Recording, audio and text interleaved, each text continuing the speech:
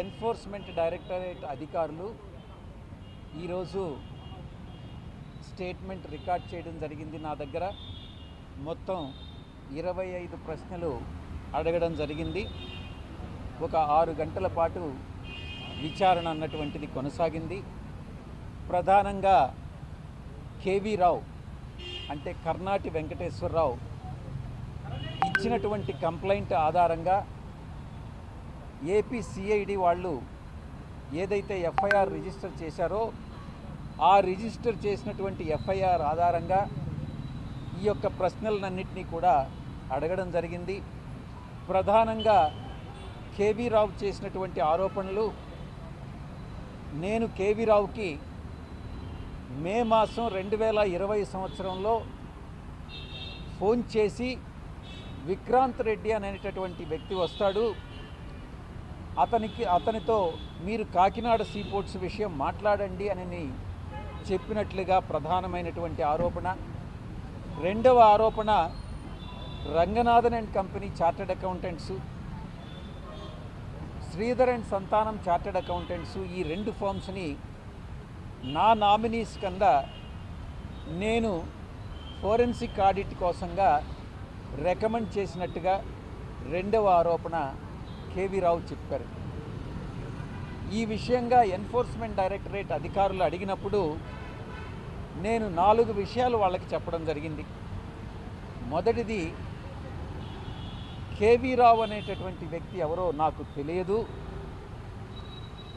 ఎందుకు ఈ ఆరోపణలు చేస్తున్నారన్నటువంటి విషయం నాకు తెలియదు, కేవీ రావు అనేటటువంటి వ్యక్తికి నాకు ఫ్రెండ్లీ రిలేషన్ కానీ అన్ఫ్రెండ్లీ రిలేషన్ కానీ లేదు, ఎక్కడైనా ఏదైనా మ్యారేజ్ ఫంక్షన్లో కానీ సోషల్ ఫంక్షన్లో కానీ కలిసి ఉండేటటువంటి అవకాశం ఉంటుంది.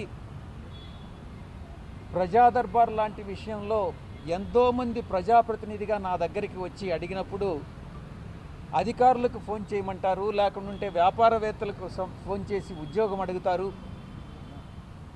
అలాంటివి కొన్ని కోకొల్లలు ప్రతిరోజు కూడా చాలామంది అప్రోచ్ అవుతూ ఉంటారు. ప్రతి ఒక్కరికి కూడా ఫోన్ చేయడం జరుగుతుంది.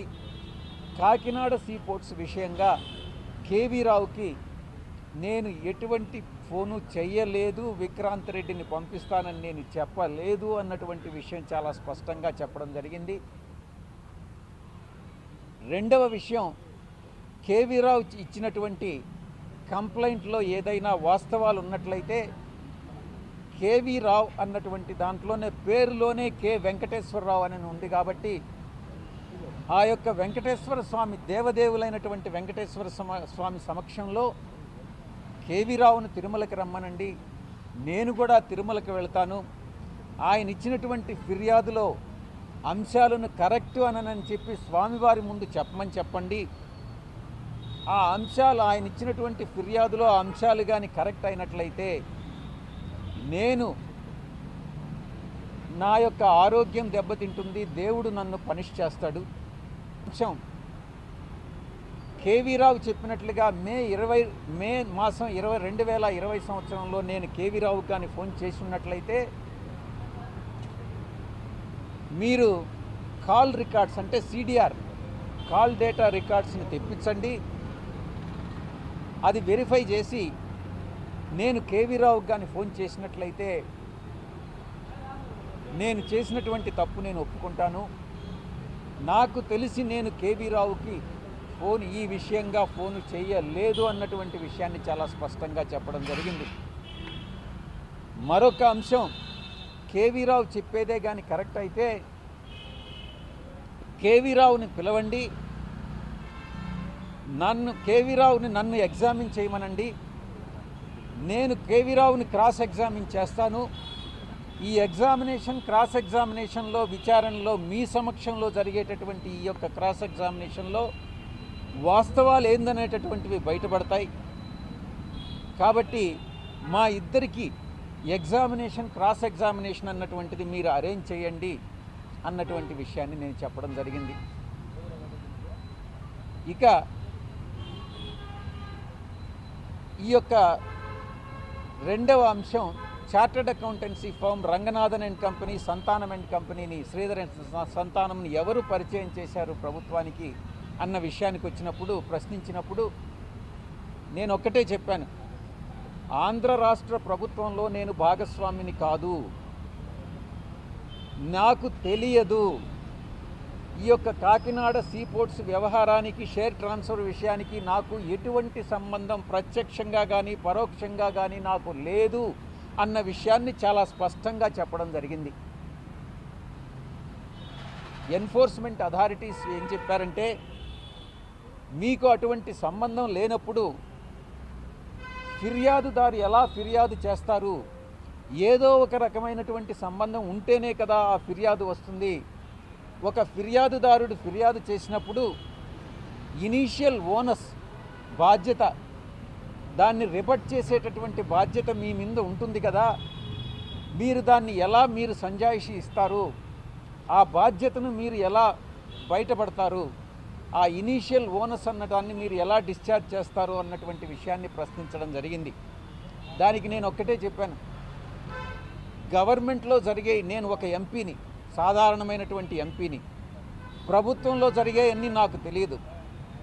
ఈ యొక్క ఫోరెన్సిక్ ఆడిటర్స్గా Ranganathan and company, Sridhar and Santhanam వాళ్ళు ఇచ్చినటువంటి రిపోర్ట్స్ మీకు తెలుసా అని అన్నప్పుడు, వాళ్ళని ఎవరైతే అపాయింట్ చేసి ఉంటారో, అది ఎవరైనా కావచ్చు, ప్రిన్సిపల్ సెక్రటరీ కావచ్చు, సెక్రటరీ కావచ్చు, చీఫ్ సెక్రటరీ కావచ్చు, ప్రభుత్వం ఎలా అపాయింట్ చేసింది, ఎవరు అపాయింట్ చేశారో వాళ్ళని అడిగితే ఈ యొక్క విషయం తెలుస్తుంది. నన్ను అడిగితే నాకు తెలియదు. మీరు ఎవరైతే సంబంధిత అధికారులో వాళ్ళని మీరు ప్రశ్నించినట్లయితే వాళ్ళకి తెలుస్తుంది. ఈ రకంగా ఇనీషియల్ ఓనర్స్ ఏదైతే మీరు చెప్తున్నారో నా మీద ఉందన్నటువంటి విషయాన్ని, ఆ ఇనీషియల్ ఓనర్స్ని నేను డిశ్చార్జ్ చేస్తున్నాను, మీరు అధికారులను మీరు ప్రశ్నించండి అన్నటువంటి విషయాన్ని తెలియజేయడం జరిగింది. ఇక శరత్ చంద్రారెడ్డికి నాకు ఉన్నటువంటి రిలేషన్షిప్, వ్యాపార పరంగా మాకు ఎటువంటి బాంధవ్యాలు లేవు. నేను ఒక రాజకీయ నాయకుడిని, వాళ్ళు వ్యాపారస్తులు. నా యొక్క కూతుర్ని వాళ్ళ ఇంట్లో మ్యారేజ్కి ఇవ్వడం జరిగిందే కానీ బియాండ్ దట్ ఏ రిలేషన్షిప్ లేదు, ఒక కుటుంబ రిలేషన్షిప్ మాత్రమే అన్నటువంటి విషయాన్ని చాలా స్పష్టంగా చెప్పడం జరిగింది. కాకినాడ సీపోర్టు విషయం నాకు మొట్టమొదటి నుంచి ఇప్పటి వరకు మీరు సమ్మన్ చేసేంత వరకు కూడా, లుక్అవుట్ నోటీస్ ఇచ్చేంత వరకు కూడా నాకు తెలియదు అన్నటువంటి విషయాన్ని చాలా స్పష్టంగా చెప్పాను. ఇక లుక్అవుట్ విషయంకి వస్తే, ఈ యొక్క లుక్అవుట్ విషయం నేను ఢిల్లీ హైకోర్టులో ఛాలెంజ్ చేసినప్పుడు ఇమ్మిగ్రేషన్ అథారిటీస్ని, అటు ఏపీసీఐడిని పార్టీగా చేయడం జరిగింది. ఇమ్మిగ్రేషన్ అథారిటీసు ఆర్గ్యుమెంట్ చేసేదానికి బదులుగా కోర్టులో ఏపీసీఐడి ఈ యొక్క కోర్టుకు జ్యూరిస్డిక్షన్ లేదు, ఏపీ హైకోర్టుకి పిటిషనర్ అప్రోచ్ కావాలి అన్నటువంటి ఆర్గ్యుమెంట్ని, వితండమైనటువంటి ఆర్గ్యుమెంట్ చేయడం జరిగింది. అప్పుడు జడ్జి గారు ఏపీసీఐడిని కూడా దీనిలో పార్టీ చేసి ఏపీసీఐడికి సమ్మన్స్ ఇచ్చి జనవరి 15వ తారీఖు ఈ ఢిల్లీ హైకోర్టుకి ఎలా జ్యూరిస్డిక్షన్ లేదు అన్న దాని మీద నేను ఆర్గ్యుమెంట్స్ వింటాను, ఢిల్లీ హైకోర్టుకు జ్యూరిస్డిక్షన్ ఉంటే మేము అడిక్వేట్ ఆర్డర్స్ పాస్ చేస్తాము, తగినటువంటి ఆర్డర్స్ పాస్ చేస్తాము అన్నటువంటి విషయాన్ని చెప్పడం జరిగింది.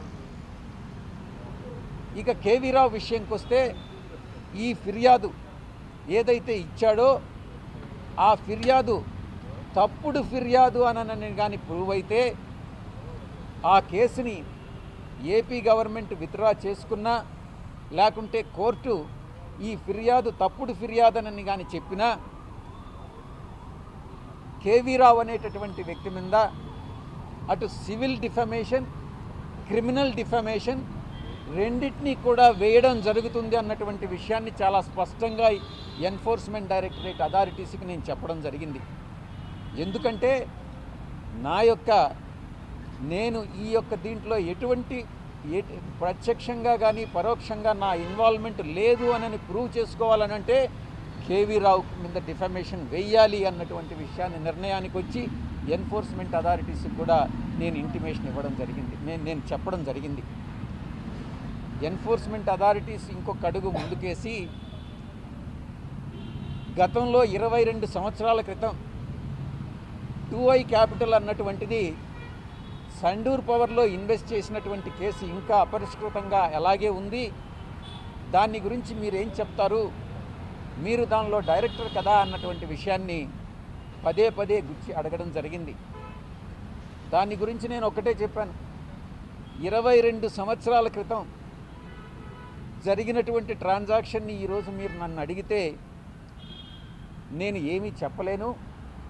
రికార్డ్స్ వెరిఫై చేసి దాని విషయంగా మళ్ళీ కానీ మీరు పిలిస్తే నేను వచ్చి ఏదైనా చెప్పగలను అన్నటువంటి విషయాన్ని చెప్పి వాళ్ళు అడిగినటువంటి 25 ప్రశ్నలకి సమాధానం చెప్పి, విక్రాంత్ రెడ్డి నీకు తెలుసా అంటే, సుబ్బారెడ్డి కొడుకుగా నాకు విక్రాంత్ రెడ్డి తెలిసే కానీ సుబ్బారెడ్డితో కానీ విక్రాంత్ రెడ్డితో కానీ నాకు ఎటువంటి వ్యాపార లావాదేవీలు లేవు, ట్రాన్సాక్షన్స్ లేవు, మేమిద్దరం ఒకే రాజకీయ పార్టీలో ఉన్నామే తప్ప మాకు ఎటువంటి సంబంధ బాంధవ్యాలు లావాదేవీలు లేవు అన్నటువంటి విషయాన్ని చాలా స్పష్టంగా చెప్పడం జరిగింది.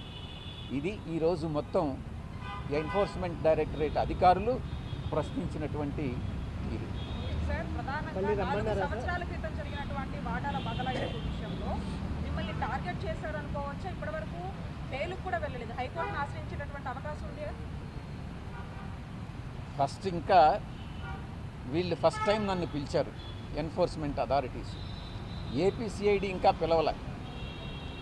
ఏపీసీఐడి కూడా పిలిచిన తర్వాత ఎన్ఫోర్స్మెంట్ అధికారులు నన్ను ప్రశ్నించిన తర్వాత ఒక పూర్తి అవగాహన, నాకు ఎటువంటి వివరాలు తెలియదు కాకినాడ సీపోర్ట్స్ విషయంగా, అన్నిటినీ తెలుసుకొని ఒక అవగాహన వచ్చిన తర్వాత చట్టపరంగా ఏ చర్యలు తీసుకోవాలి, నేను ఆల్రెడీ ఒక నిర్ణయం అయితే తీసుకున్నా.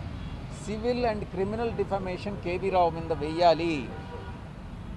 అతన్ని ఎలాగైనా సరే భగవంతుడు వెంకటేశ్వర స్వామి దగ్గరికి తీసుకెళ్ళి చెప్పినటువంటి అబద్ధాలకి అతను ఫలితం చేయాలి అన్నటువంటి విషయాన్ని మాత్రం తప్పకుండా నేను నిర్ణయించుకోవడం జరిగింది. మళ్ళీ తిరిగి పిలవలేదు. ఈ విషయంగా పెద్దగా ప్రశ్నించేది ఉండదని నేను అనుకుంటున్నాను. అంటే విక్రాంత్ రెడ్డి మీకు తెలియదు అంటున్నారు. విక్రాంత్ రెడ్డి షేర్లు బదలాయించారు. నువ్వు ఏ పేపర్ నుంచి? నువ్వు ఏ పేపర్? జర్నలిస్ట్ సార్ నేను. ఏది? ఎక్కడ? Big TV. ఫస్ట్ నువ్వు వక్రీకరించొద్దు. వక్రీకరించేది కాదు సార్. మేము విక్రాంత్ రెడ్డి ఏ పేపర్ అంటే పేపర్ అయితేనే సమాధానం చెప్తారా సార్? నువ్వు అడిగిన దానికి జవాబు చెప్పని. నువ్వు ఫస్ట్ అడిగింది ఏంది? విక్రాంత్ రెడ్డి నీకు తెలియదని చెప్పావని. నేను అటు చెప్పలా. అబద్ధాలు చెప్పాకు. నువ్వు బిగ్ టీవీ అయినా స్మాల్ టీవీ అయినా నాకు అనవసరం. నువ్వు అడిగేది ప్రశ్న నువ్వు సరిగా అడిగితే నేను జవాబు చెప్తా. నేను ఒక్కటే చెప్పా, సుబ్బారెడ్డి కానీ విక్రాంత్ రెడ్డికి నాకు లావాదేవీలు లేవు, వ్యాపార లావాదేవీలు లేవు. నేను వాళ్ళు తెలియదని చెప్పలా. మేమందరం ఒకే పార్టీలో ఉన్నాం. ఎప్పుడైనా కూడా నువ్వు ఒక జర్నలిస్ట్గా నీ యొక్క బాధ్యతను మర్చిపోబాకు. నువ్వు బిగ్ టీవీ కానీ స్మాల్ టీవీ కానీ మీడియం టీవీ కానీ నాకు అనవసరం. Next, I have already explained to you that an appropriate time, depends upon the way the case is progressing, I will take the legal recourse. Thank you very much. Why only Vijay Sai Reddy garu is being targeted? Why don't you ask the AP government, present AP government?